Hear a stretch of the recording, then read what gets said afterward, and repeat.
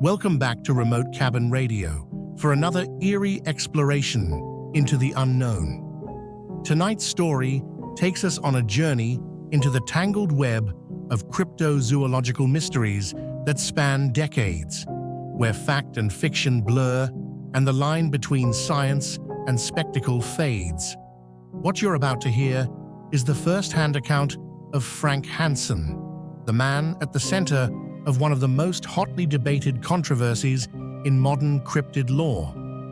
The story was first published in 1969 in Saga magazine, where Hansen recounts his astonishing claim: the capture and killing of what some believe to be the infamous ape man, a creature that could be a missing link in the evolutionary chain or an elaborate hoax.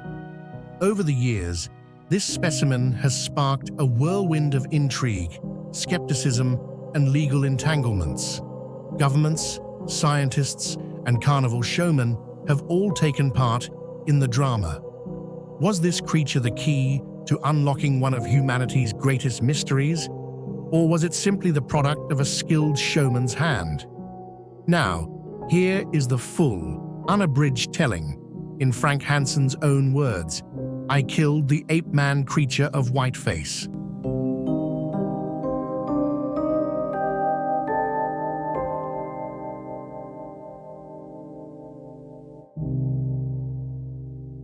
For years, the thing has been exhibited in carnival sideshows and state fairs around the US and in Canada. For years, the monster has been the subject of a bitter feud between it, owner, and government agencies. For years, the specimen has fueled a raging battle among scientists. Is it an incredible hoax or a fantastic anthropological find?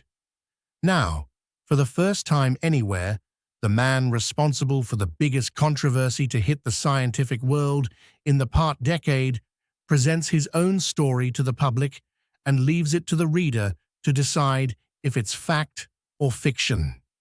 Is the creature a fabrication, a product of a vivid imagination, expert craftsmanship, and a showman's flair for illusion?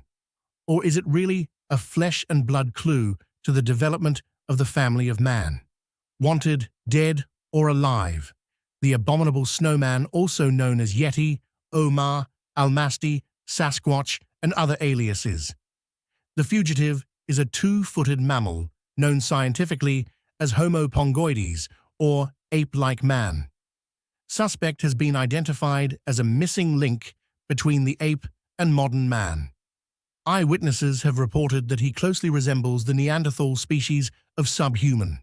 Suspect is described as follows: height 6 to 9 feet, weight 250 to 800 pounds, complexion wind-burned and ruddy, dress. Suspect's body is covered with 1-inch long reddish-brown hair, except for portions of the face, hands, and feet. He has been seen in the Himalayan mountains, in Russia, the United States, and Canada. If some persistent hunter should capture such a creature, we might expect that fame, fortune, and a footnote in scientific history would be his reward. The enigma of the missing link has plagued scientists of the Darwinian theory for many years. The actual body of an ape-man specimen would end this controversy and prove the existence of the abominable snowman. The rewards should be considerable. Through pure chance and random circumstance, I obtained the body of such a creature. 2 world-renowned scientists examined the corpse and declared it was a genuine ape-man creature, scientifically identified as Homo pongoides. Belgian scientist Bernard Hovelmans declared, "For the first time in history, a fresh corpse of a Neanderthal-like man has been found. It means that this form of hominid, thought to be extinct since prehistoric times, is still living today.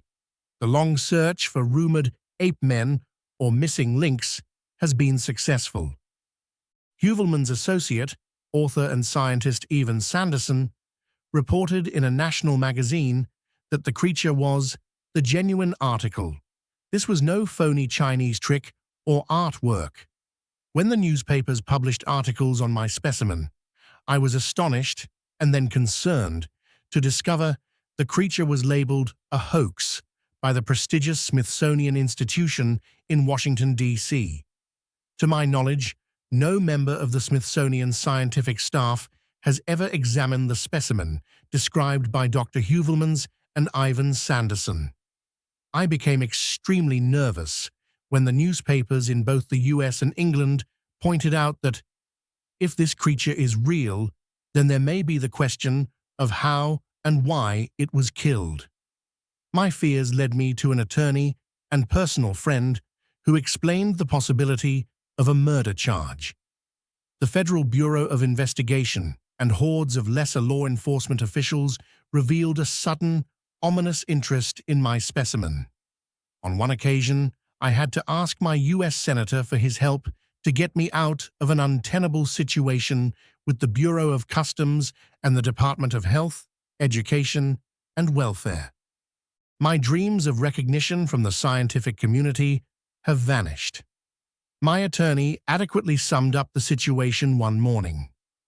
"Frank, if you're not careful, you'll end up in a prison cell." Now, for the first time, I want the full story on this creature to be published. I have not asked for and will not receive a single cent from Saga magazine.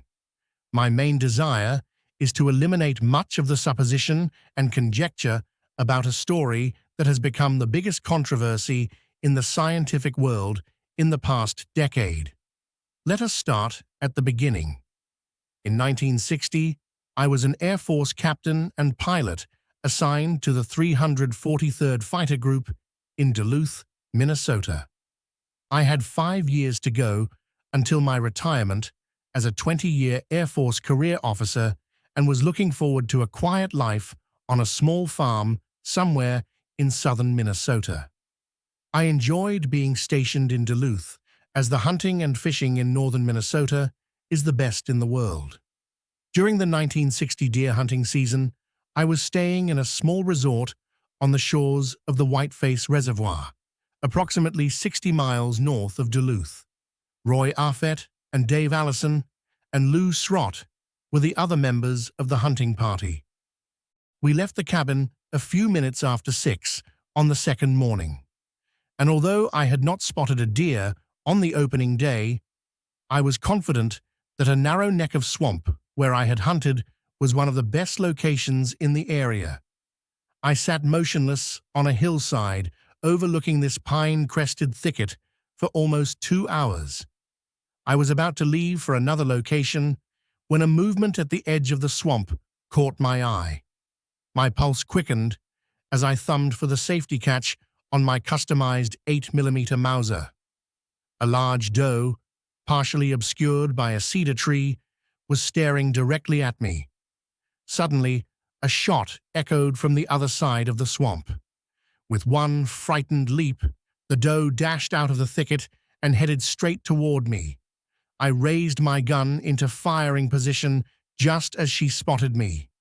Making 3 great leaps broadside, she scrambled back toward the swamp. I fired just as she reached the edge of the trees, and she fell, headlong, onto the ground. I bolted my rifle end, tried to get off another shot, but she was up and out of sight into the heavy brush before I could take aim.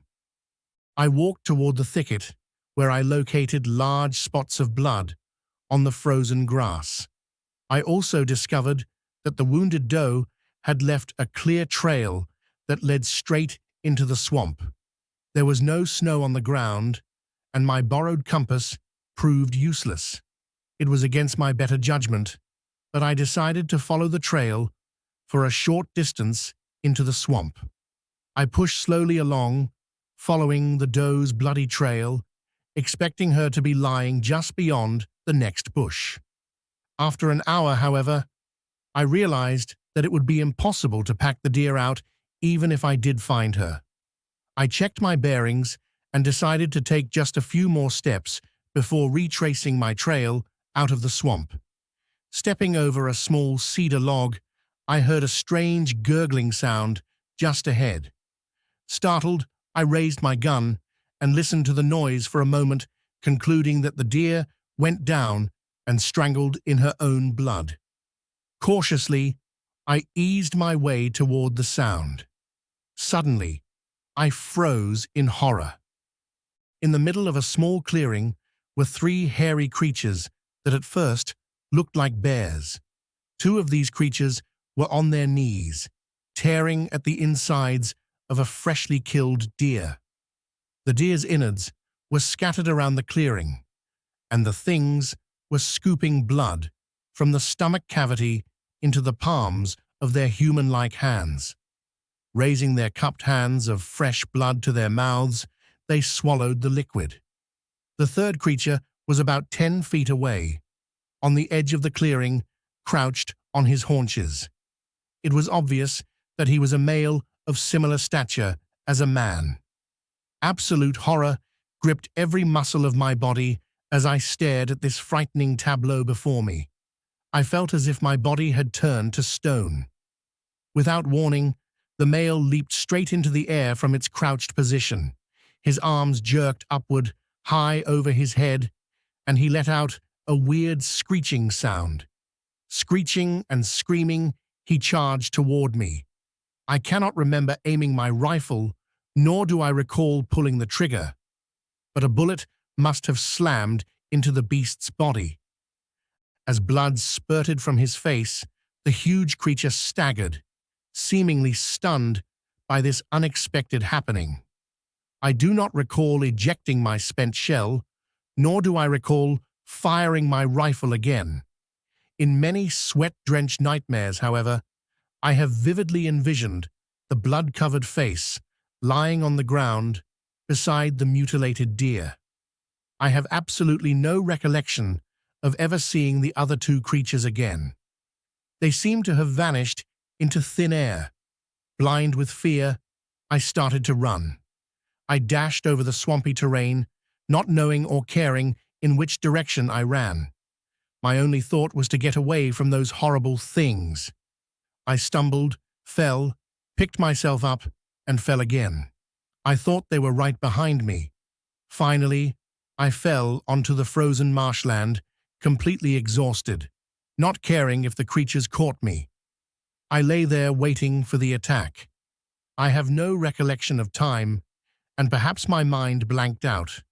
When I regained composure, there was only the natural silence of the swampland. I wondered if I hadn't fallen asleep and dreamed the whole thing. Regardless, I knew I must find my way out of the swamp. My compass, which I had borrowed from Major Schrott, was next to worthless. I raised my rifle and fired the 3 rapid shots that signal a hunter is in trouble. Nothing happened. I reloaded my rifle and fired again. This time, returning shots echoed in the distance. I moved in the direction of the shots, but stopped periodically and listened intently for some familiar sound. After traveling a considerable distance, I finally heard someone calling to me. Traveling in the direction of the voice, I finally emerged onto a hilly clearing and saw a group of hunters standing around their camp. I approached and, hiding my fright, explained that I had become lost from my hunting party that morning. 2 of the hunters seemed to know where our green pickup was parked and volunteered to drive me back in their automobile.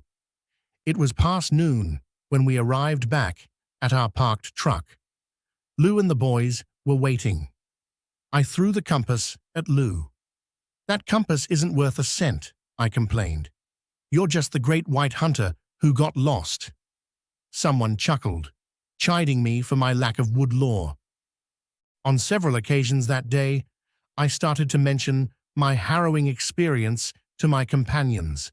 I wanted to confide in someone, but how could I? Military retirement was less than 5 years away. I might lose everything if the story got out. The fight surgeon might even believe I was mentally unstable and unfit for flying duty. I could be forced out of the Air Force on a medical discharge. My mind reeled with the possibilities. If I returned to the swamp, what would it prove? Had I killed the creature? Was it an escaped gorilla? Or was it a man dressed up for some deer-hunting prank? Except for being completely hair-covered, the thing seemed to have every feature of a human being. What about the two creatures that had disappeared? Or had the whole thing been the product of my imagination? Everything was unreal and totally incomprehensible. Our hunting party returned home, and I spent a month wrestling with my conscience. I had been troubled with migraine headaches several years previously, and now they returned with a pounding intensity. I swallowed dozens of pills each day. As both an instructor and instrument check pilot, I always flew as aircraft commander. I often had a pilot who was neither current nor checked out for the particular aircraft we were flying, so I avoided airtime, except for a single 4-hour flight near the end of the month. I knew it was impossible to continue to fly until the mystery of my experience in the swamp had been resolved. I watched the weather closely, waiting for a heavy snow which would provide good tracking conditions. I would not consider going into that swamp again without being able to backtrack in my own footsteps. On the 29th of November it happened. The weather reported 5 inches of fresh snow in the Whiteface area. On Friday, December 2nd, a warm front moved in, and the snow was slowly melting, making ideal tracking conditions. By now, I had formed a plan. The following day, I took my automatic shotgun. Several rounds of 00 buckshot hooked my swamp buggy to the back of my pickup, and with Mike, my faithful dog, headed north to Whiteface Reservoir. Passing Ranter's Resort, I proceeded to the east side of the lake. After the bug was unhooked and the chains installed on the huge DC-3 aircraft tires, I headed down the old logging trail, looking for the area where we had parked our truck during the hunting season. Mike was trembling with anticipation, and I was shaking with fear. Any mishap could be disastrous. It seemed doubtful that any other human would enter this portion of the woods for the rest of the winter. I was also aware of the possibility of encountering one or more of the things, and not knowing what to expect created a fear that almost caused me to turn back. The bug ran beautifully as I inched through the soft snow, so I turned my attention to searching for a familiar landmark. After making several lucky guesses at Y's in the trail, I suddenly recognized the small clearing where the truck had been parked. Again, almost uncontrollable fear gripped me as I parked the bug. My heart raced wildly as I pulled my shotgun from the rack and headed for my old stand overlooking the swamp. The old trail that had been taken by the wounded doe was covered with snow, so I inched in a general direction toward the scene. It was difficult to walk, as small logs covered with snow acted as built-in obstacles. I was constantly on the alert for tracks in the melting snow. Once I fell across a snow-covered log and remained there to rest for a few minutes. Mike, working in his usual circle, jumped a browsing deer that came crashing through the thicket. My heart leaped into my throat. I called softly to Mike. He returned, trying to lick my face, as if he could erase the fear from my body. "Mike, old friend, we'll be lucky to get back to the bug," I said softly. "Let's get out of here." It was almost 2 o'clock when I started to retrace my tracks in the snow. I wanted to get out of this devil swamp and back to civilization. My legs moved faster and faster as I swore to never set foot in the swamp again. I tripped over a large, snow-covered log. When I tried to get up, horror flashed over me. I had fallen directly on top of a frozen, human-like form. I was ready to run when Mike started to dig at the body under the snow. I realized then that the events of that horrible day, a month earlier, had been real. I staggered to my feet, called Mike to my side, and spent several minutes staring at the huge, hairy body. Finally, I brushed the snow away from the head and noticed that one eye seemed to be completely missing. But there was so much frozen blood, it was impossible to tell for sure. The face was not covered with hair, but the neck, shoulders, and stomach were caked with frozen blood. The creature's left arm was twisted under the body, but I compared the right hand with my own. This hand appeared identical to mine, except it was twice as large. As I was inspecting the creature, my fear suddenly vanished. I was now convinced I had not killed a true human being, but something similar to man, perhaps some freak of nature. Maybe it wore a mutant of some type. I examined the poor creature and realized it was in a perfect state of preservation. I also noticed that the dead deer had been completely devoured by predators. Why hadn't these predatory animals eaten the flesh of the hairy thing? There was indeed a mystery surrounding this freak. I decided that the creature should not be left in the swamp.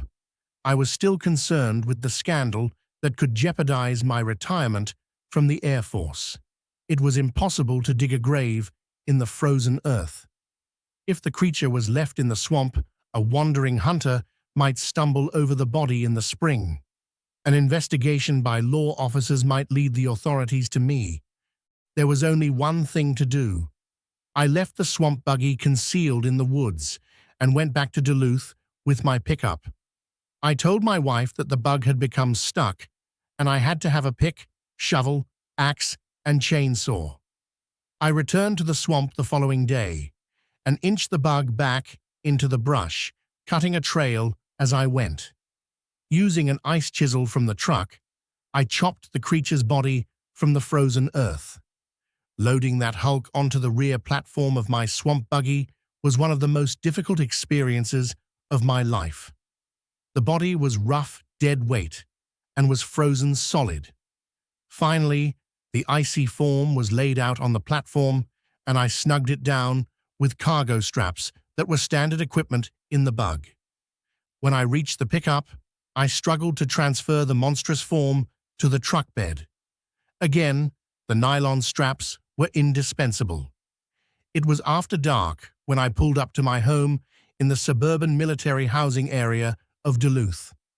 My wife, Irene, was almost hysterical when she saw the gigantic corpse. I was now beginning to accept the creature, and finally, I convinced her of the seriousness of my experience. "What do you plan to do with the thing?" she asked, fearfully staring at the ape-like form. "I can't dig a grave. The ground is frozen solid," I explained. "Maybe we can keep it in the freezer until spring." We had just purchased a large food freezer 2 weeks earlier. "But the freezer is full of meat," Irene protested. "Then we'll have to give the meat away," I answered. "My retirement is more important than a few dollars worth of meat." She finally agreed to my plan. Like many military wives, she was accustomed to adjusting to unforeseen and unpredictable circumstances. We put our 3 children to bed, waited until they were asleep, and then, with the use of the straps, dragged the carcass of the creature into the basement. "We'd better keep the thing covered," Irene said as she went upstairs for an old army blanket.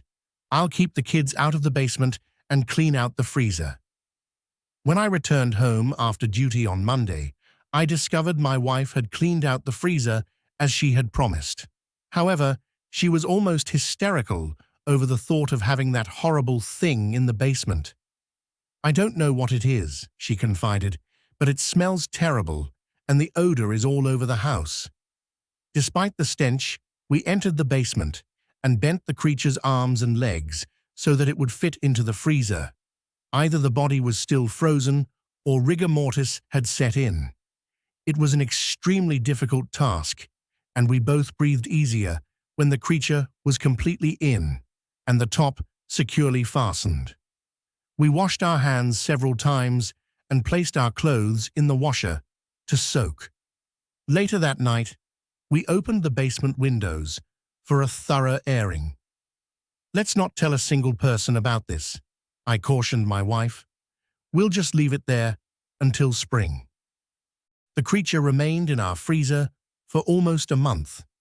Then my curiosity drew me into the basement. Man or animal? A mutant human or a cross between the ape and man family? There were 100 different explanations. I opened the freezer and discovered the creature's body was dehydrating. Certain parts of the body looked like a piece of dried-up meat. I went back upstairs and told Irene of the dilemma. If we bury it in the spring, it won't make any difference, I said. But if we learn what it is and decide to keep it, then it should be properly preserved. I don't know how to keep it from drying out. My wife thought a moment. Remember those Canadian lake trout that we kept for 2 years? We froze them in ice water and they stayed fresh. Perhaps the thing could be preserved that way. It's worth a try. We started by pouring 20 gallons of ice water into the freezer each day. The job was completed within a weekend, and our incredible secret was now encased in a solid block of ice, safe from prying eyes and freezer burn. To make certain that no one could open the freezer, the door wore locked and I kept the only key. When the spring thaw arrived, I was faced with another dilemma. It would require several days to melt the ice around the creature's body, and in the process, the basement of our home would be filled with an odorous stench. I was also concerned about the danger of burying the thing. A passerby might see me digging a grave and alert the police. Transporting the body from my home to a gravesite was equally dangerous. I envisioned a traffic accident, with the smelly creature tossed out on the pavement and a police officer staring at me as I fumbled for some rational explanation. My wife was now accustomed to having the creature in the freezer, so I decided to leave it in the basement and not press our luck. In the summer of 1961, we purchased a farm near Rolling Stone, Minnesota, in preparation for my retirement. We agreed that the family would move to the farm at that time, and I would commute on weekends. I could not risk allowing a moving company to transfer our freezer, so I rented a U-Haul truck and moved all of our furniture by myself. Friends helped skid the heavy, meat-packed freezer out of the basement and into the truck. A couple of fellows asked why I didn't remove the meat first, but I explained that I wanted to keep it cold inside for the long trip to the farm. Besides, I couldn't seem to locate the key in all the confusion of moving. The trip from Duluth to Rolling Stone took 7 hours, and the top layer of ice had started to melt. Friends and relatives again assisted in unloading the furniture and skidding the heavy freezer into the basement. I breathed easier when it was safely situated in the utility room of our remote farm home. I could not get by until retirement without fear of exposure. I was concerned that a power failure might occur, so I purchased a standby generator to cope with such an emergency. It was also gratifying to know that it could now be buried at any time in our back 40 without fear of being seen. In November 1965, I retired from the Air Force after completing 20 years of active service. I joined my family at the farm and quickly became disillusioned with the inactivity of life. I now had plenty of opportunity to read, and for the first time became acquainted with the many stories and legends about the so-called abominable snowman. The more articles I read, the more certain I became that the thing in our freezer was a type of snowman. I now began to make discreet inquiries about the statute of limitations on murder and learned that there was no time limit in the state of Minnesota. Because of this, the decision was made to just sit tight with our specimens safely in the freezer for a while longer. In December 1966, I happened to meet a veteran showman who quickly recognized my boredom with civilian life and suggested that I become a full-time showman by exhibiting a rare old John Deere tractor that I had acquired and loaned to the Smithsonian Institution. It had been returned to me from Washington, and I was showing it on a highly selective basis. Take your tractor on a full-time circuit of major fairs. You won't get rich, but you'll have fun and discover a whole new world out there, he said. Suddenly, a thought dawned on me. Would some sort of a frozen hairy creature resembling a prehistoric man make a good attraction? The showman almost choked. It's a great idea, but where would you ever get a specimen like that? Perhaps I could get one made, I said, not being able to divulge my secret. I returned home with only one thought in mind and immediately consulted with my attorney concerning the legalities of exhibiting the creature. He listened with amusement until I drove him to my farm and opened the freezer. He stared down into the cloudy ice with horrified fascination. Later, we discussed the legal aspects. There's always the possibility of a murder charge if this thing is judged to be human, he informed me. Then are also laws concerning the transportation of dead bodies. I can see all sorts of legal difficulties. I'm convinced the creature would make a great exhibit, I said. Isn't there any way to do it by creating a model? He lit another cigarette and thought a moment. You have the original body. The authorities will be after it, because this thing is the scientific find of the century. However, it might be possible to create a model as you suggested. Maintain a record of the model's construction, but show the real creature instead. If the officials pressure you, it's a small matter to produce photos of the model taken during different phases of fabrication. Better than that, I replied. I'll even exhibit the model for the first year so that it will be accepted by carnies as a bogus show. In January 1967, I made sketches of the real creature and went to Hollywood to confer with the men who make models for the motion picture industry. I talked with Bud Westmore, the director of makeup at Universal Studios. He informed me that such a model might cost up to $20,000. Westmore didn't have the time to make the creation, but he agreed to offer his technical knowledge if I needed it. He also agreed that it would be a challenging endeavor. I then consulted with a staff member of the Los Angeles County Museum.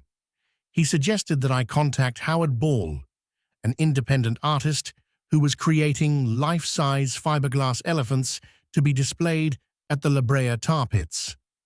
I later engaged Ball to sculpture the carcass and mold the body. John Chambers, a makeup artist and Academy Award winner from 20th Century Fox, suggested that a small wax studio in Los Angeles could implant the hair according to my specifications. I approached Pete and Betty Corral. They agreed to do the work and implanted each hair individually with an open-end needle.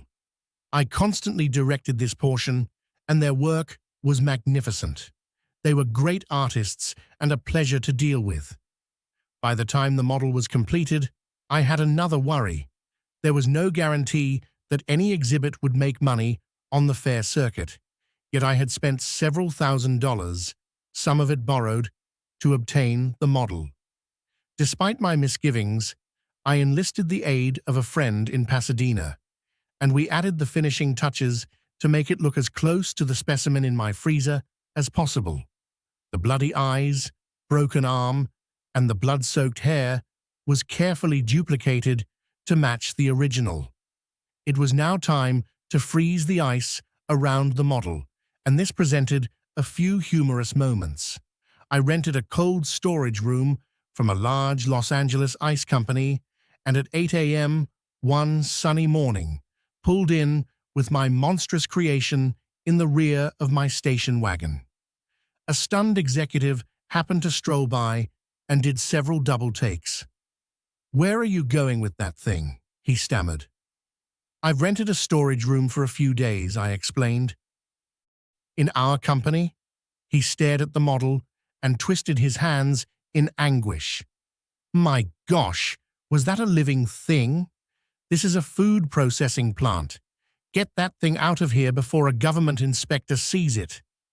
Later, I arranged to ice down the model at a privately owned locker plant that had recently shut down.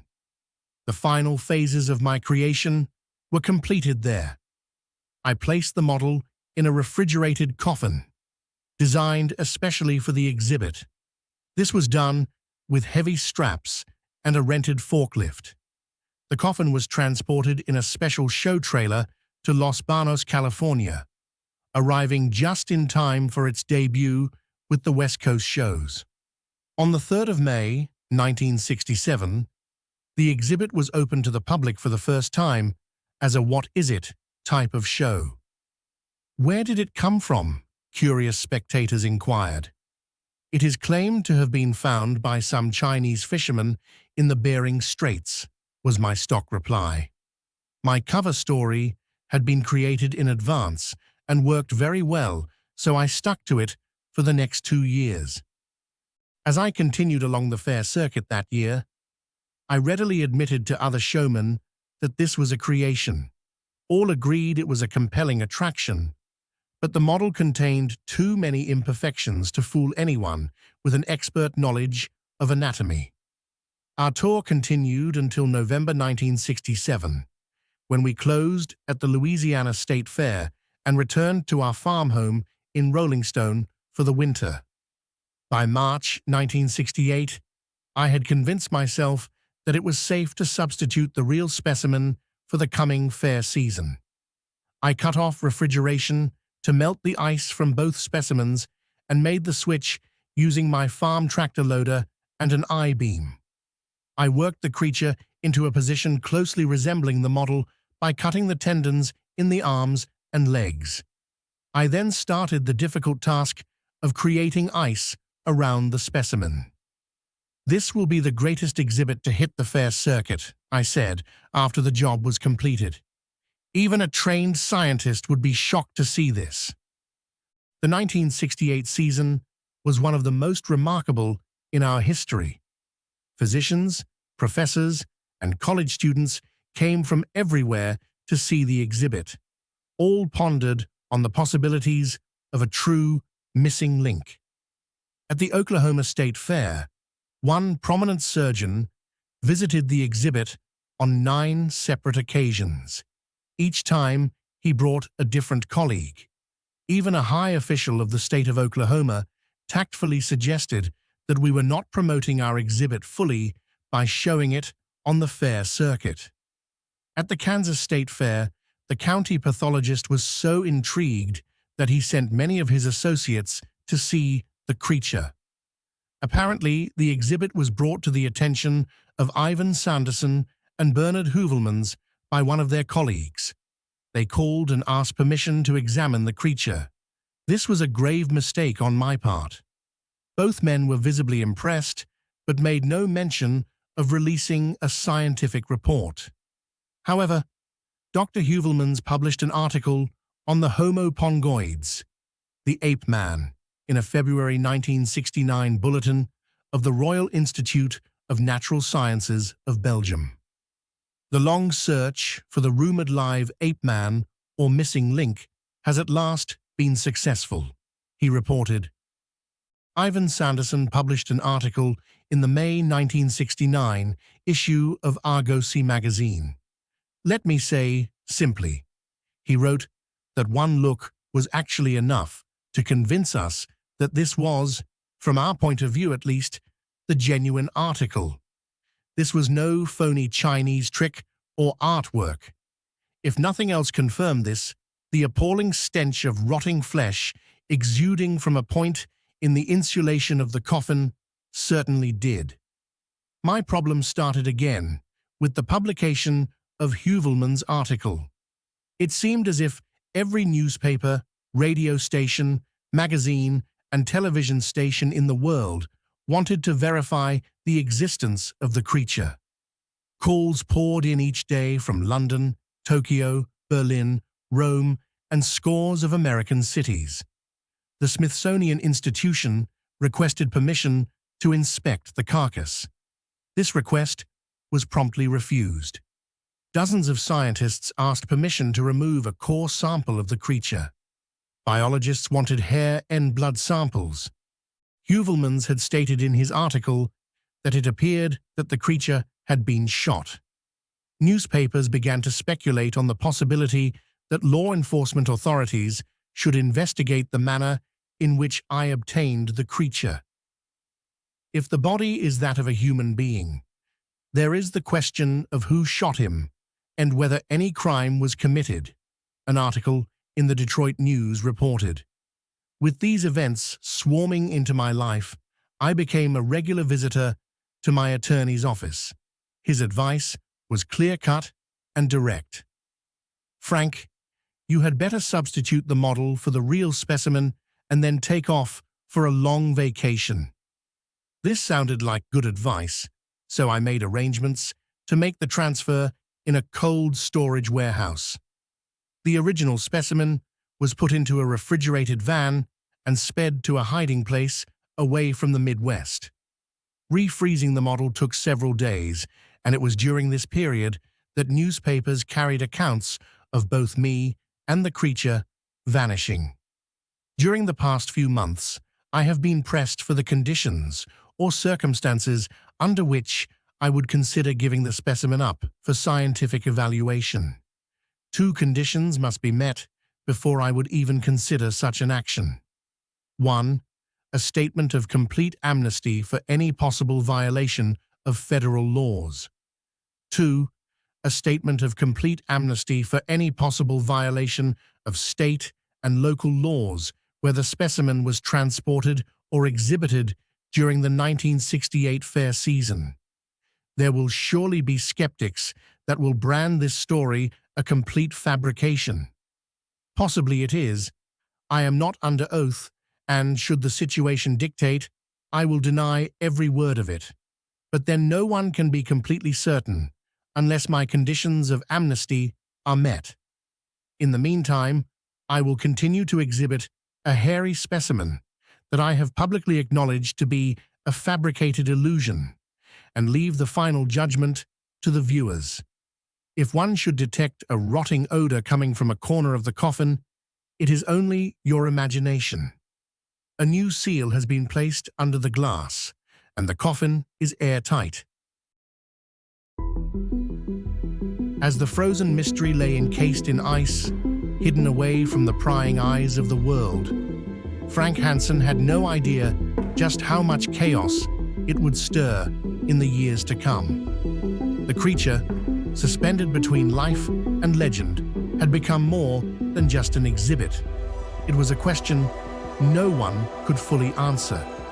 Scientists, showmen, and curious onlookers could only stare and wonder if they were gazing upon something not meant for this world. Whether it was the missing link or an elaborate hoax, one thing was certain: the creature's secret would remain locked away, just out of reach. Thank you for joining us on this journey into the unknown. This is Remote Cabin Radio, where history and mystery come alive. Good night.